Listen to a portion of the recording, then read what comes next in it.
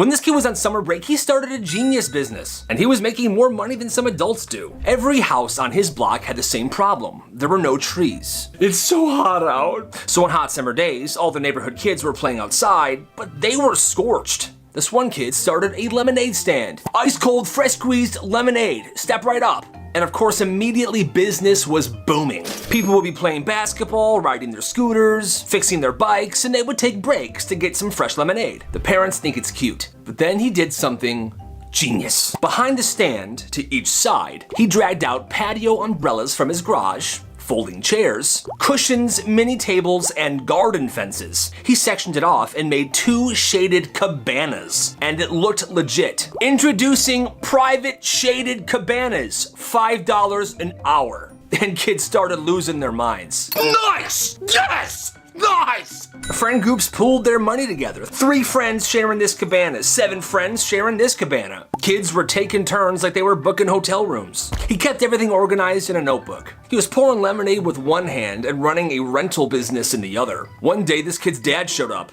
Hey kid, I got $10. I need a cabana for an hour. I need to get away from the wife. And that business lasted all summer. You gotta respect the hustle. You know the jingle, the ice cream truck jingle. It's the sound of summer, but for one kid, to him it became the sound of a nightmare. It started on a Tuesday. Summer was beginning, and he heard it in front of his house. Yeah, ice cream truck. Got some ice cream, pretty normal. Then that day he went to a park, 3 miles away. He's on the swings. Then he hears it, the same jingle. Oh, ice cream truck again. Same driver. He ignores it. The next day he goes to his cousin's house, a town over. He's in the backyard when suddenly he hears the music. He looks, it's the truck. He starts thinking, is this freaking guy following me? He decides to just walk up to the truck. Hey, he didn't know what to say, so he just bought an ice cream bar. I'll take that one. All right, there you go. Ice cream man was nice. This kid was like, it's all in my head. But then the ice cream man says this. All right, see you tomorrow, Jason. He never told him his name. And the next day, the ice cream truck showed up outside the mall that he was at. For the rest of the summer, he was so tweaked out, he stayed in his house. That's actually really creepy. When she was a teenager, her dad was driving her to work at Dairy Queen. They're in the car. All right, sweetie, this is gonna be a good day. Ugh, I hate working. It's a normal ride so far. Then, out of nowhere, this woman cuts them off on the road. Most people just honk and then move on, but not this dad. He locks in and he chases her down. They finally get to this red light. He pulls up to the right of her, rolls his window down, and leaps out of the car right under her windshield. Apologize to me right now! Apologize to me right now! Screaming, flailing, right on her windshield. Now, he didn't put the car in park, so you know when you're not driving, the car just goes by itself very slowly. So this girl is in the car, her dad's on somebody else's car, and the car is just rolling slowly into the intersection.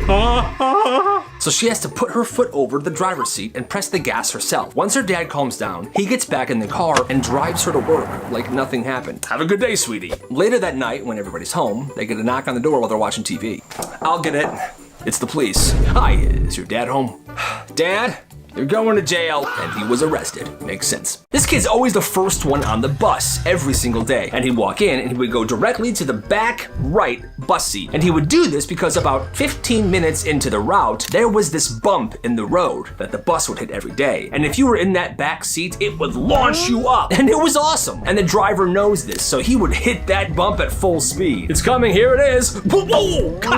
Well, he experienced it a bunch, and then he had a brilliant idea. Every day, people ask, hey man, can I try that seat today? Bro, let me try that seat today, please. And when people ask, he starts saying, well, what do you got? One kid pulled out a Twinkie. All right, deal, have a seat. The next day, someone else says, I'll give you $2 for the seat today. Anyone got something better? I got Sour Patch Kid watermelons. Deal. He's auctioning off that seat every single morning. People are offering Doritos, money, their lunch desserts, their entire lunch. Whoever wins gets the launch, and the whole bus always counts down right before it's gonna happen. All right, you ready, Kevin? Yeah, I'm ready. 3, 2, 1. Oh, nice. And that, my friends, is awesome. When this girl was in preschool, she was a menace. Whenever somebody annoyed her, she would lock eyes, make a strange face, and charge at them. Then she would hit them in the face. For some reason, these teachers wouldn't stop her. She did this every single day. Most kids would just move out of the way until she calmed down. Well, one day, she locks eyes with the quietest kid in the room. He barely talks. He's incredibly shy. He's always sitting at the same table minding his own business. Something he did annoyed her, and you could see her face start to change. And she does it. She takes off from across the room.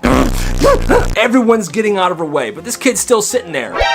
The kid doesn't run away, he kind of panics. He backs up, and all he does is put one foot in front of him. Well, this girl runs directly into his foot, and she flies back. He didn't mean to hurt her, but she was charging at him. She's now on the ground. She can't catch her breath. The wind has been knocked out of her. The room is completely quiet. The teacher saw this, but they pretended they didn't because, honestly, the girl deserved it. Takes about 3 minutes before she's able to come out of this. She didn't even say anything. The kid said sorry, and that was it. But after that day, she never charged at anybody ever again. Interesting. Dad, I hit 1,000 subscribers. That's nice, son. This kid was grinding on YouTube, and he's excited. A couple months later, Dad, I have 10,000 subscribers. Whoa, you're really putting in some work. And then, oh my God, 20,000 subscribers. Congrats, buddy. Fast forward a couple weeks, the school calls the dad. Hi, hello there. This is the middle school. Your son hasn't been in school for 3 days. What?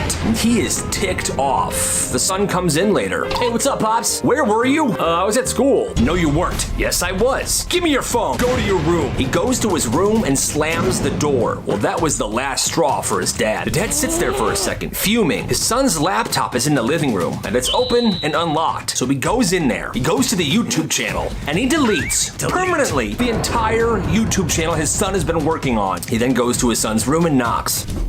What? I deleted your YouTube channel, by the way. That should teach you a major lesson. You're kidding. I'm not. Oh my God, you're the worst dad ever. I hate you. Full-blown meltdown. This kid is losing it. He's crying. The dad thinks, good, this is a lesson for him. Then later, something feels off to him, so he calls the school. Hey, yeah, I just wanted to touch base about my son's absences. You guys called me letting me know he missed the past 3 days of school, but the secretary's like, we didn't call you, sir, and your son's been here all week. He's got perfect attendance. What? That can't be true. So now he's scrolling the call log. The number that called him wasn't the school's number. And that's when everything unfolds. A couple of kids called him as a prank. His son was at school and he deleted his YouTube channel for nothing. But now he can't take it back. And his son didn't talk to him for months. The second he turned 18, he moved out. Her mom's boyfriend was nice at first. Helpful, friendly. Hey, Kayla, I brought you home some McDonald's. Thanks, Mark. He treated her great. Then he married her mom. And almost overnight, he stopped talking to her completely. Hey, Mark, how's your day? He would walk past her like she wasn't even there. Then her little brother was born. And that's when it got worse. She said he basically decided that she didn't belong in the house anymore. First, he stopped cooking for her. He told the 14-year-old, if you want food, buy your own. But she also wasn't allowed to get a job. Then he would take her laundry out of the washer mid-cycle to put his own in. And he would throw her wet clothes just on the floor. Why'd you do this? He would always scream that it was because, this is my machine. I bought it. And then as a punishment, she would make her do everyone else's laundry and fold it all. He banned her friends from coming over, never let her take the classes she wanted at the park district, and then he did one thing that she said that she would never forget. She went away to school camp for 2 weeks. She came back excited to get home. She walked into her room, looked at her bookshelf. All my books are gone. Every single one. Turns out, while she was away, he had been using her book collection to start fires in the fireplace. One by one, burning them for kindling. And that is another example of a horrible, horrible person. Attention students, social media is dangerous. This principal was obsessed with talking about how dangerous social media is. Every assembly, he's like, be careful what you post. Cyberbullying is wrong. The internet is dangerous. Constantly preaching. Then this anonymous account shows up. At first, it's just weird posts about students, little insults, rumors, embarrassing stories. But one kid in particular gets targeted constantly. Why is this being shared? It's not true.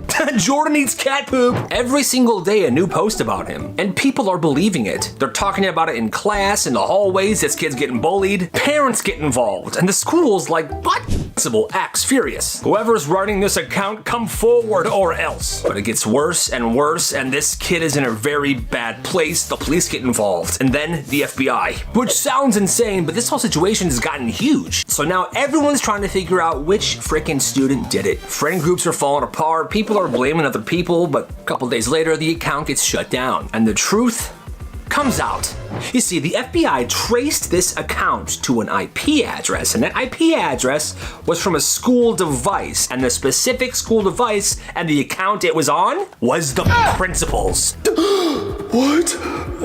The same guy giving assemblies about cyberbullying, preaching the dangers of social media. He was running this account, tormenting students, especially poor Jordan.